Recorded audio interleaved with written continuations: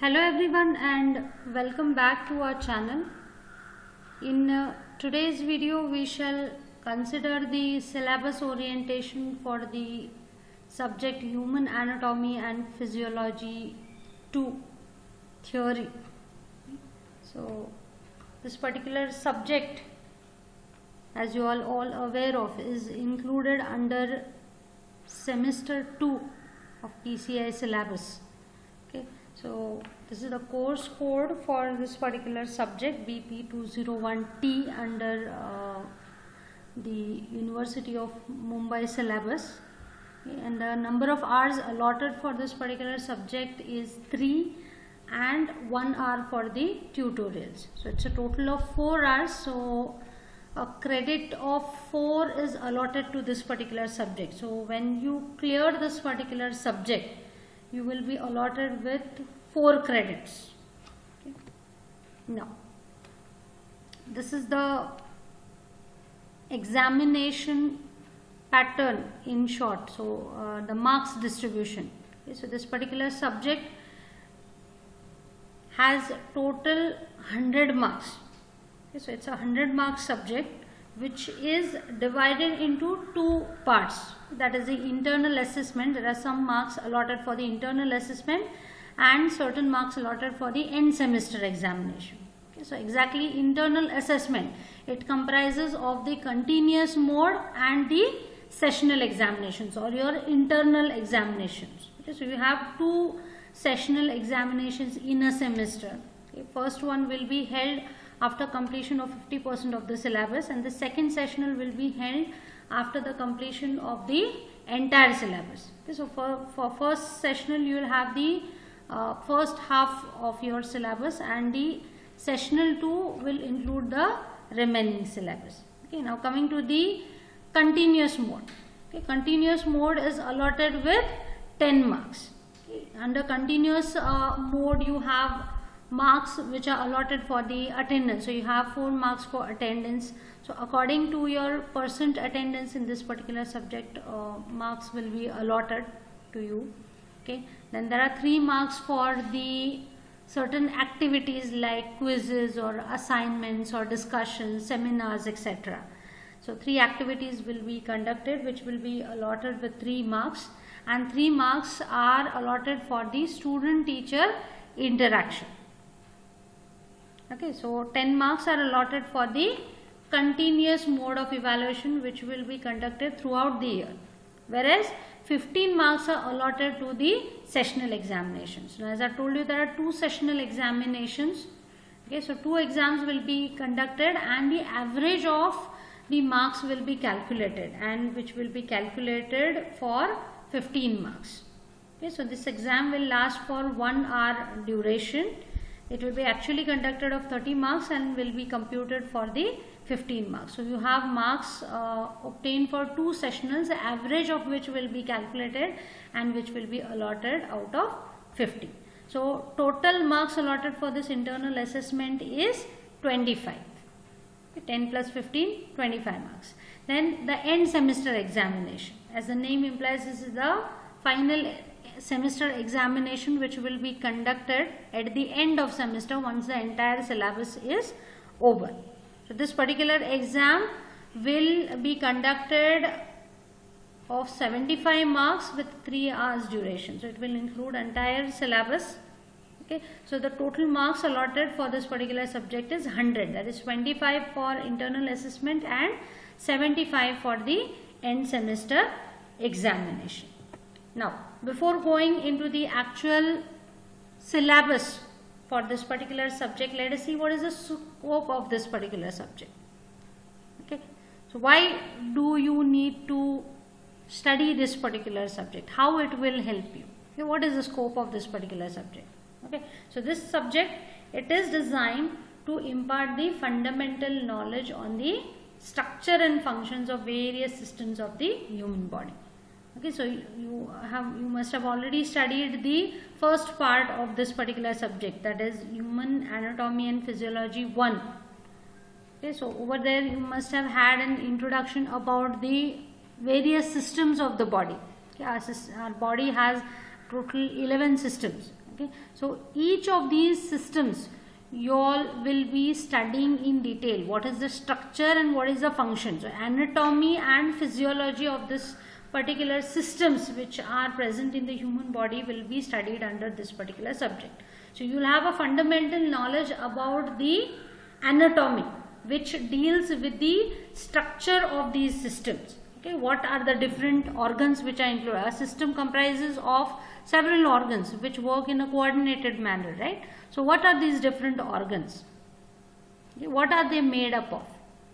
What are the different types of cells present? Okay, what is the actual shape? What is the size? All these things you study under the anatomy part. Okay, whereas under the physiology you study the functions of these particular systems. So every system in our body has some function. That is some purpose for which this particular system is included in our body. Okay, each system has its own peculiar function. So you will get to study about the structure as well as function of various systems which are present in the human body. Also, it helps in understanding the homeostatic mechanisms. Okay, now what do you mean by homeostasis? Now supposing if the normal functioning of the body gets disturbed, say for example your heart rate, if it increases, you are at rest and suddenly if the heart rate increases, so what will happen? Will your body keep quiet? No, it will try to bring that heart rate to normal. Okay, it will try to correct it itself. Now supposing if acidosis is developed in the body, so your body will act in such a way that the acidity will be automatically reduced. It will come back to normal. Okay, so homeostatic mechanisms come into picture when there is any disturbance in the normal functioning of the body. So you will get to know what are the different homeostatic mechanisms by knowing the different regulatory factors which are governing certain physiology of the certain systems of the body. Okay. Also, the subject provides the basic knowledge which is required to understand the various disciplines of the pharmacy. Okay, so unless and until you know about the various systems, their structure and their function, okay, you will not be able to understand the diseases which are associated with it. Correct? Now there is one more subject for semester 2, that is the pathophysiology, wherein you study the various diseases and disorders which are associated with various systems of the body, right? Okay. Now unless and until you know what is the normal function of the body, you will not be able to predict what is going wrong and why it is going wrong, isn't it? Okay. So supposing if a person is suffering from hypertension, what do you mean by hypertension? Wherein the BP goes above normal. Now how you will find out whether the person is suffering from hypertension? Unless and until you know what is the normal value of blood pressure, what are the different factors which are controlling this blood pressure, okay, why blood pressure is increasing, you will not be able to understand unless and until you know what is the normal anatomy and the physiology of your cardiovascular system. Okay, so to predict something which is wrong, you need to know what is correct, right? So unless and until you know that 2 plus 2 is 4, you will not be able to predict what is the correct answer, right? If you don't know that 2 plus 2 is 4, even if I say 2 plus 2 is 6, you will say it's correct, right? So for you to identify what is wrong, what is not correct, you should know what is the normal, okay, how it is when it is a normal system. Okay, what are the normal processes which are going on? Okay. Now similarly, unless and until you do not know what is the pathophysiology, you will not be able to understand the treatment which we will cover under the pharmacology subject, which deals with the treatment of various diseases and disorders which are associated with various systems of the body. Okay, so you, unless and until you do not know what is hypertension, you will not be able to understand what is the treatment. Unless and until you do not know what is the involvement of the renin-angiotensin system, what are the what is angiotensin, what are the angiotensin receptors, you will not be able to understand why these ARBs or the ACE inhibitors are used in the treatment. Okay, so basic knowledge of your other subjects you will be able to gain from this particular subject. Okay, so this is to do with the scope of the subject. Now coming to the objectives of this subject. Now upon completion of this course, the student should be able to explain the gross morphology of various organs and the system, or the structure of various organs, or the functions of various organs of the human body. Also, the student should be able to describe the various homeostatic mechanisms and their imbalances. Okay, what happens when there is an imbalance, how you can correct it, what measures you can take. Okay. Also, the student should be able to appreciate the coordinated working pattern of different organs of each system. Okay, so organ system, it comprises of several organs, right? So they have to work in a coordinated manner for that system to work appropriately. Otherwise, it will not function normally. If there is no coordination between different organs of a particular system. Also, the student should be able to appreciate the interlinked mechanisms in the maintenance of the normal functioning of the human body. Okay. So it's not that one particular system, when it works normally, or if one particular system is getting disturbed, it will not affect the others. Sometimes it happens that whenever there is something going wrong with one system, automatically it will indirectly show the effects on the other systems also. So these functioning of the different organ systems of the body, these are interlinked with each other. One system may sometimes control the other systems. The CNS, it to certain extent it controls the other systems of the body. Hormones which are released by the endocrine system, they can also control the other systems of the body. Certain functioning of certain organs may get affected. Okay, so these are the objectives of the subject. Now moving on towards the actual syllabus. The first unit under the syllabus is the nervous system, which is allotted 10 hours. Okay, now though it is allotted with 10 hours, it is highly impossible actually to cover this particular nervous system in just 10 hours. Okay. So this unit is again divided into two subunits. 1.1 covers the basics about the nervous system. Remember, this unit, it talks about nervous system. Now usually the nervous system, it comprises of the neurons and the supporting tissues like neuroglia. So in this particular subunit 1.1, you will be studying about the basics of the nervous system. What exactly the nervous system comprises of. Okay. So it comprises of the neurons. So you will get to know what a neuron is. What is the structure of neuron? What are the supporting tissues? What are their functions? Okay.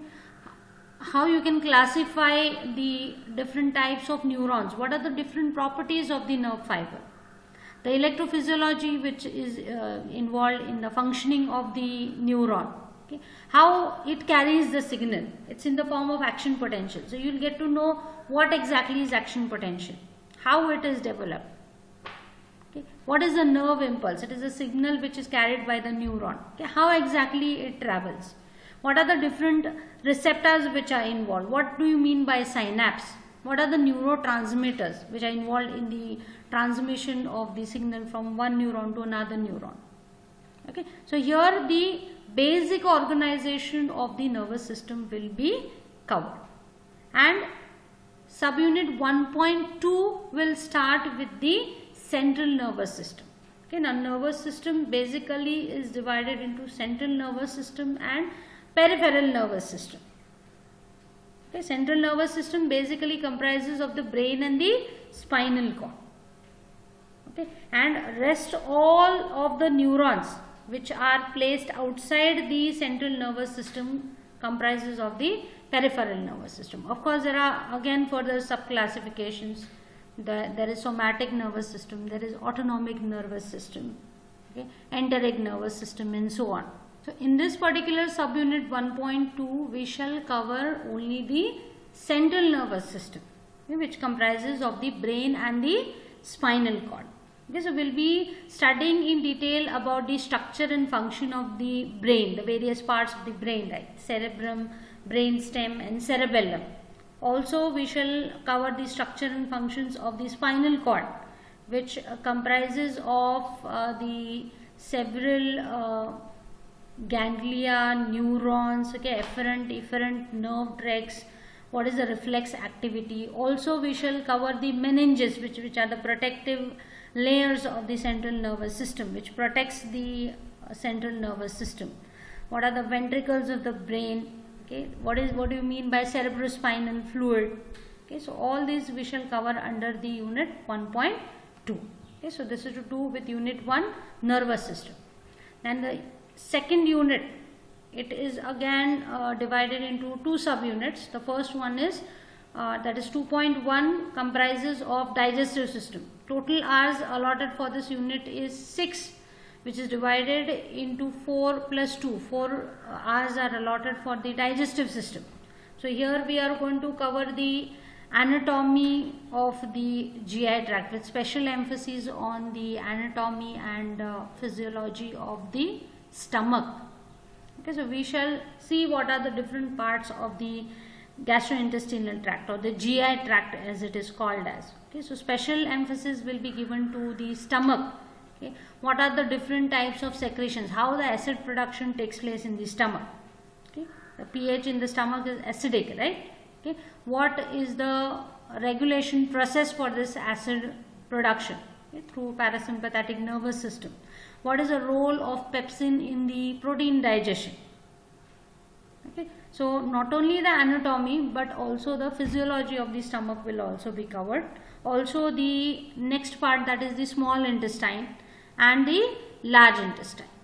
Okay, so anatomy and physiology. So we shall cover what are the different layers which are involved, what are the different types of cells, tissues which are present in different layers, and what are the functions of these two, small intestine as well as the large intestine, along with the histology part. Also we shall cover the anatomy and the physiology of the salivary glands.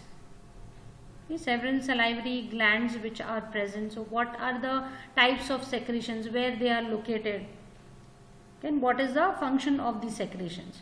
Also we shall cover the organs like pancreas and liver. These are actually the 2 glands which secrete certain juices in the gastrointestinal tract. Actually, gastrointestinal tract, it's a tube-like structure, okay, to which are attached these 2. Okay, these are actually the glands which secrete certain substances which help in digestion. Okay, apart from digestion, they also have several other functions, maintenance of homeostasis in the other parts of the body also, apart from the digestion. So we shall cover these 2 in detail. Also the movement of the GIT, how exactly the movement of the food particles take place. Okay, what are those different processes. Okay. Also the digestion and absorption of the nutrients, whatever you eat, whatever food you eat, how do you gain different nutrients from that food, how the digestion takes place, how these nutrients are absorbed into the body, into the blood. And in brief we shall cover the disorders also which are associated with the GIT.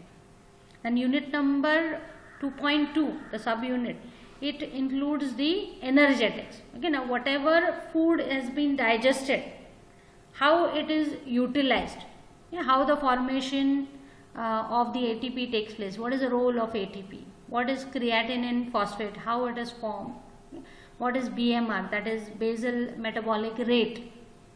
So this is also associated with the digestive system. So it is covered under Unit 2. Unit 3 is allotted with 10 hours. It comprises of again 2 subunits which are actually dealing with 2 different systems. Okay.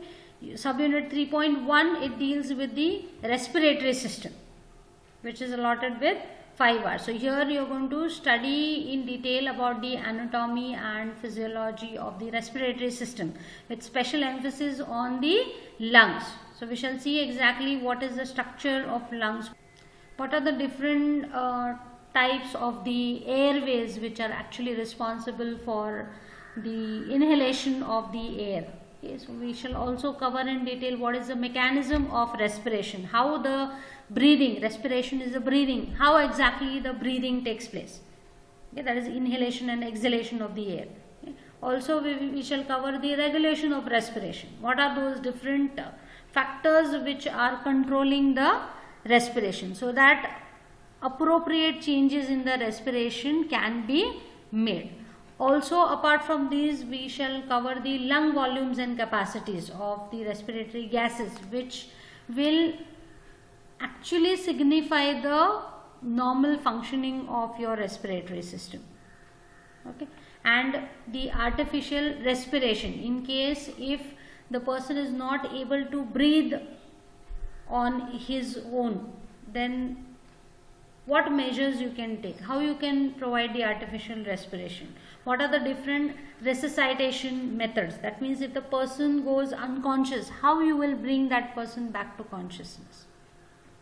Okay, so this is to do with the respiratory system. Then subunit 3.2 deals with the urinary system.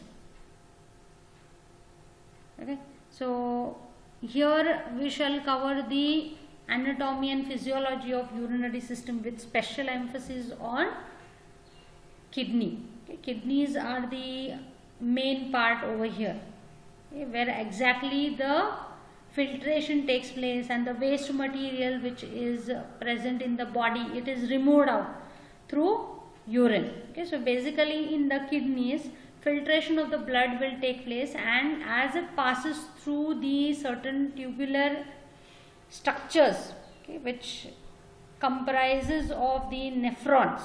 Okay, collectively all these tubules, okay, they comprise of a structure known as nephron, which is a functional unit of kidney, where exactly the filtration takes place and urine formation starts.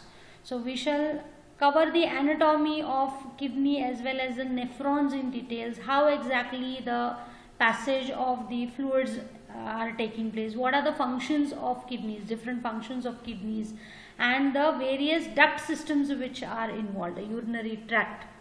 Okay, also we shall cover in detail the physiology of urine formation. So that's a main function of kidney, urine formation. Urine actually, it is the waste material. Okay, so any dissolved waste which is present in the body, it is filtered out and it is removed out of the body via urine. Okay, so how this urine formation take place, concentrated urine, dilute urine, how these are formed, what are the various factors which are involved, these we are going to cover. Also we shall cover the micturition reflex. Micturition means passage of urine. Okay, so this micturition reflex, it's actually reflex but it's under our control. We can control micturition, right, to certain extent. Okay, so we shall study this micturition reflex also in detail. Also, what are the roles of kidney in acid-base balance of the body? Okay, how it helps in maintaining the acid-base balance of the body. What is the role of RAS, that is renin-angiotensin system? What is the role of this renin-angiotensin system, and in brief we shall cover what are the different disorders which are associated with kidney. Next unit, that is unit 4, comprises of the endocrine system, which is allotted 10 hours again. Okay, now endocrine system, in the sense these are the glands. Okay, endocrine glands are involved under this particular system, all the endocrine glands. Now there are 2 types of glands, exocrine glands and the endocrine glands. Exocrine glands are the ones which secrete their juices or whatever secretions they produce. these are secreted via certain ducts under exocrine glands. Whereas endocrine system or the endocrine glands, whatever secretions they produce, these are not secreted with the help of duct. Here ducts are not involved. They just diffuse out, they enter the blood, and via blood the hormones which are secreted by endocrine system, the glands of the endocrine system, these are carried at the distant areas where actually these hormones may act.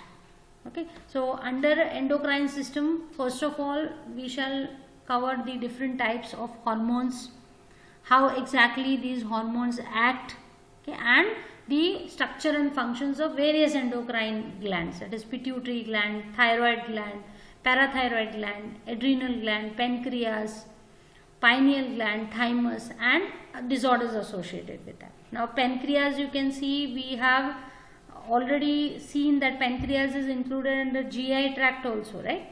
So pancreas is a type of gland which has both the parts, exocrine part as well as the endocrine part.